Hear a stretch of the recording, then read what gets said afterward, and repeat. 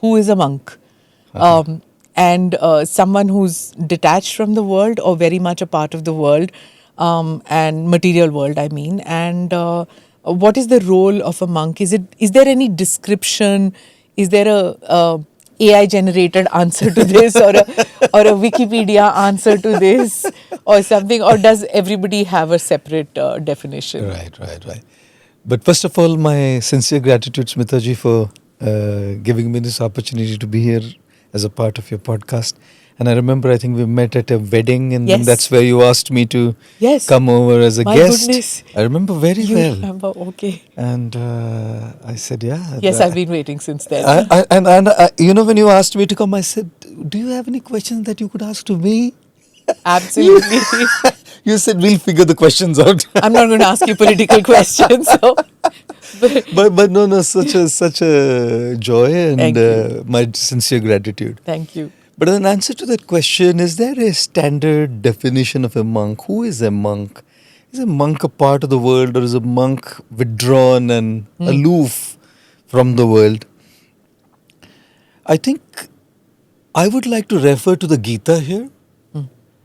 And in the Gita, Arjun is not someone who's withdrawn.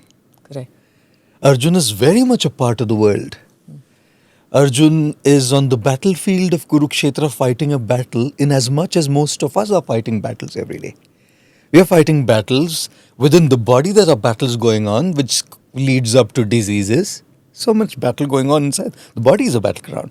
Within the mind, there's a lot of battles going on. At our workplace, there's a lot of battles going on. In our life, there are a lot of battles going on. So I think Kurukshetra is not just a battlefield. Life is a battlefield. But Arjun is not a monk. He's not a sadhu, guru. Maybe Dronacharya is one, or Bhishma Pitama in some respect. Yeah, I'm coming to that. Okay. So Arjun, being a part of the battlefield, apparently is not a monk, like you very rightly pointed out. You could probably refer to Bhishma, who was like a celibate, as a monk. But Arjun, no, he had a family, he had wives, he had responsibilities, he had power. And right there on the battlefield, Krishna spoke to him the Bhagavad Gita, which was imparting to him what I refer to as the monk mindset. Okay. Monkhood is less about externals. Monkhood is a lot about internal principles and mindsets.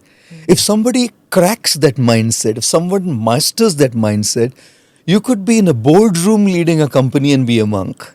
Okay. And somebody who hasn't cracked that mindset could be wearing these clothes and not be a monk. So the externals have very less to do with what a monk is. Yes, in the traditional stereotypical sense, we would say a monk is somebody who is left the world, who practices celibacy, who practices meditation, who lives in a monastery, who is very aloof, who is detached. These are the very stereotypical ideas of what we have as, in terms of what a monk is. But to be honest, that's not what I think monkhood is about. Monkhood is really about the mindset. You can have somebody, as an example, so I don't want to take names, but like me, donning this saffron garb and be extremely attached to what I have. And you could have somebody who is a business honko and be extremely detached and adding tremendous value to the society by contributing from what he or she has. You know? Now, where is detachment then? Okay. You know? So monkhood means detachment. Does detachment giving everything up? No. Detachment means a mindset. Okay. So sometimes you could be in the world and be detached, and sometimes you could be out of the world and be extremely attached. Of course. That's not to take away from people who live as monks. That's not to dismiss what they practice in their lives. The point being, monkhood is for everybody. For some in an external sense, for everybody in an internal sense. Imagine if we could control our minds. Like a lot of times we lose our tempers, you know.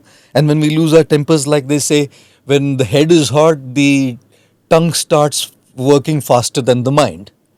So our words are unprocessed. They're raw. We end up saying things that we regret.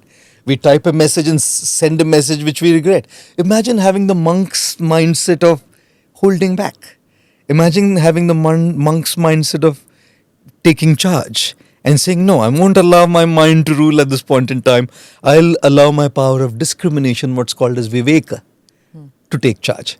So then how is monkhood just related to a monastery? No, it isn't. Viveka is the power of discrimination. Oh. Viveka is the power of discrimination that tells you the difference between good and bad, Okay. right and wrong.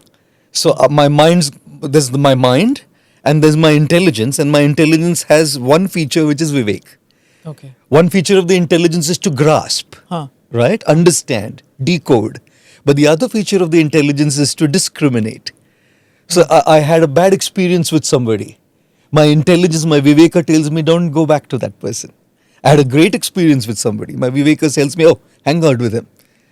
So my mind, when it's extremely angry, when it's very upset, wants to yell, wants to scream, wants to give back, wants to say things that are absolutely unpleasant and not done.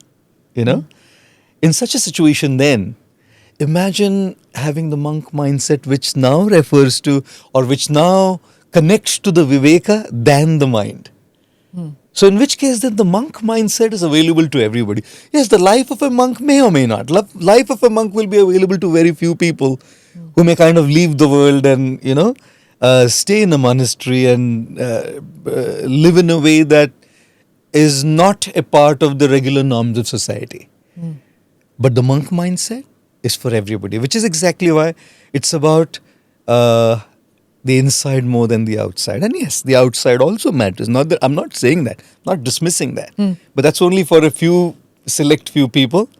And everybody who is watching this, I must say that each one of you can be a monk without having to leave home, without having to leave family, without having to leave your professions and careers, but mastering the mindset, which is a part of being a monk.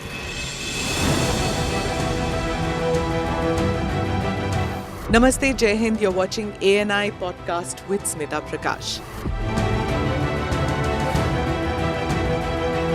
अगर हम उसको मस्जिद कहेंगे तो फिर विवाद होगा. The issue is टूटा है क्या भारत? 400 पार का मतलब ये है कि संविधान खतरे में है. क्या हम लोग ये निर्देश देते हैं कि फला को गिरफ्तार करके जेल डाल दो? वही तो कह रहे हैं सब. ये बेबुनियाद निराधार आरोप. सच्चा सुनना चाहो देखो स्मिता प्रकाश ANI. It does not lie.